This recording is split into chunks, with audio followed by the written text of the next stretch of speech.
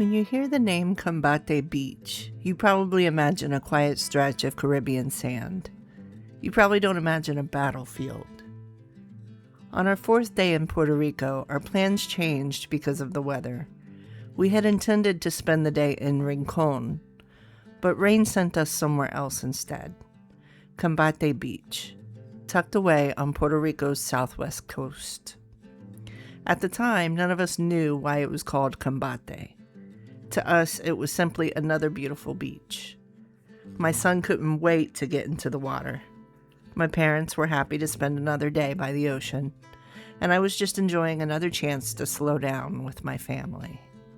Looking back now, it's incredible how peaceful a place can feel while quietly carrying centuries of conflict beneath the sand.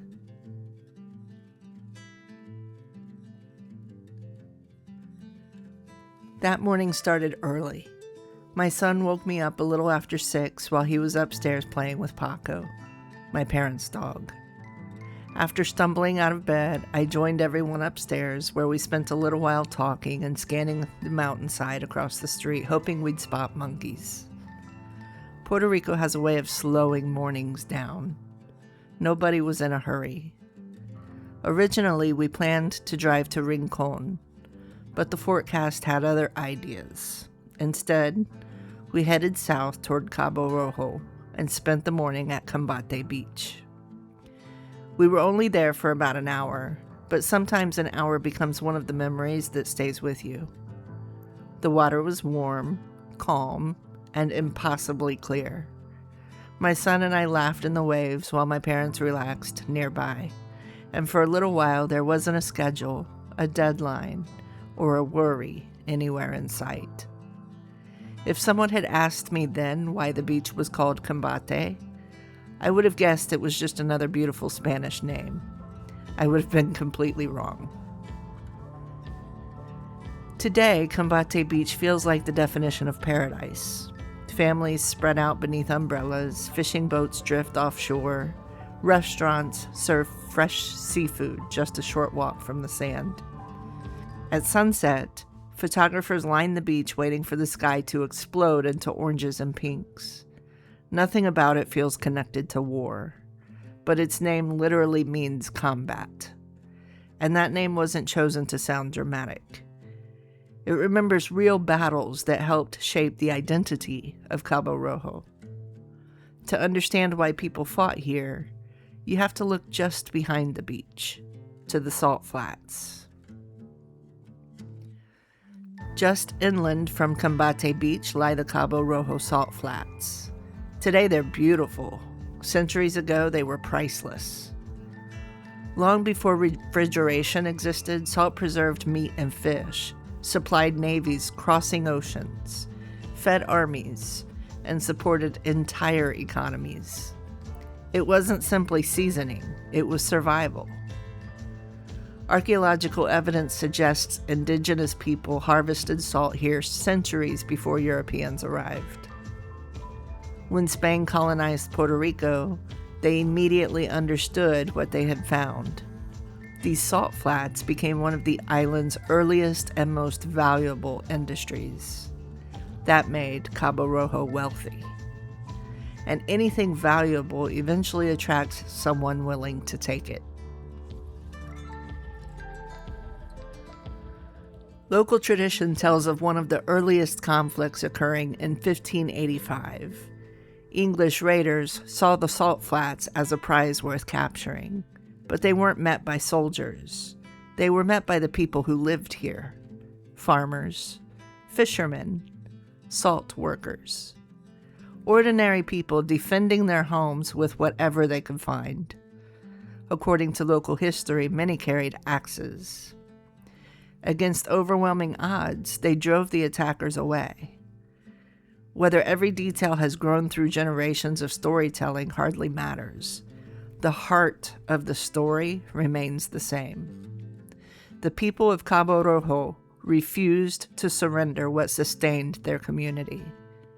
Their courage earned them a nickname that still survives today: Mara con Hacha, those who kill with the axe.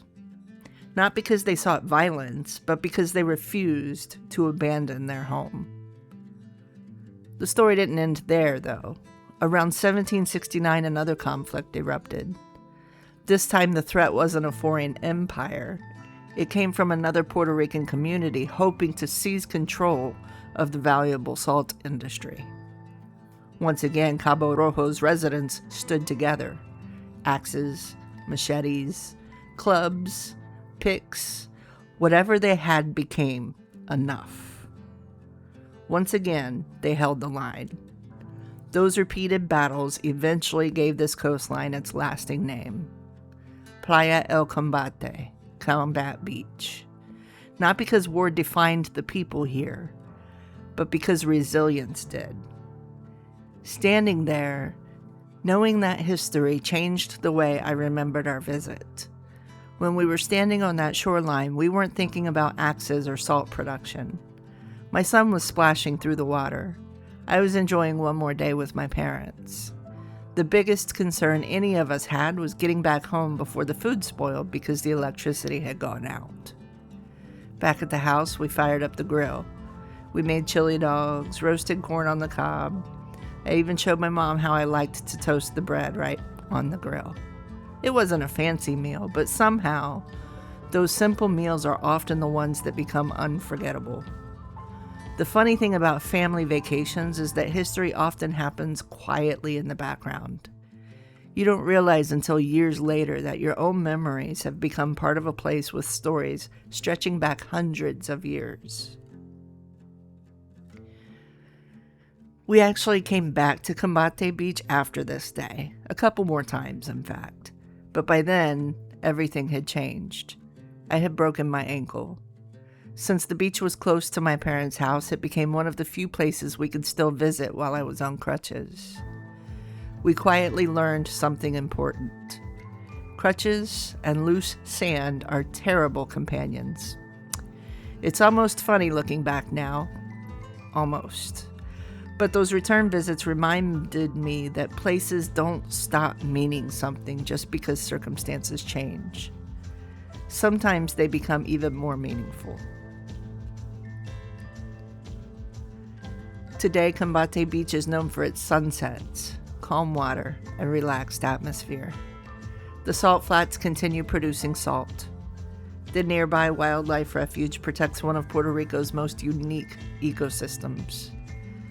Families build new memories here every single day.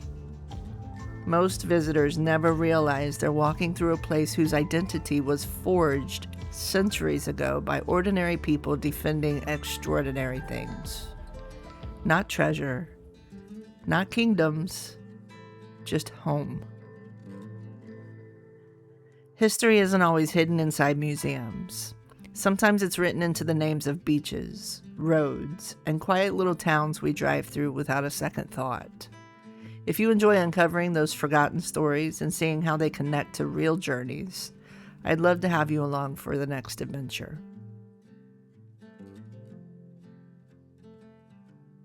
When I think about Combate Beach today, I don't remember it because of battles. I remember laughing with my son in the Caribbean. I remember grilling dinner with my parents while a generator hummed nearby because the power was out. I remember one peaceful afternoon before our trip took an unexpected turn.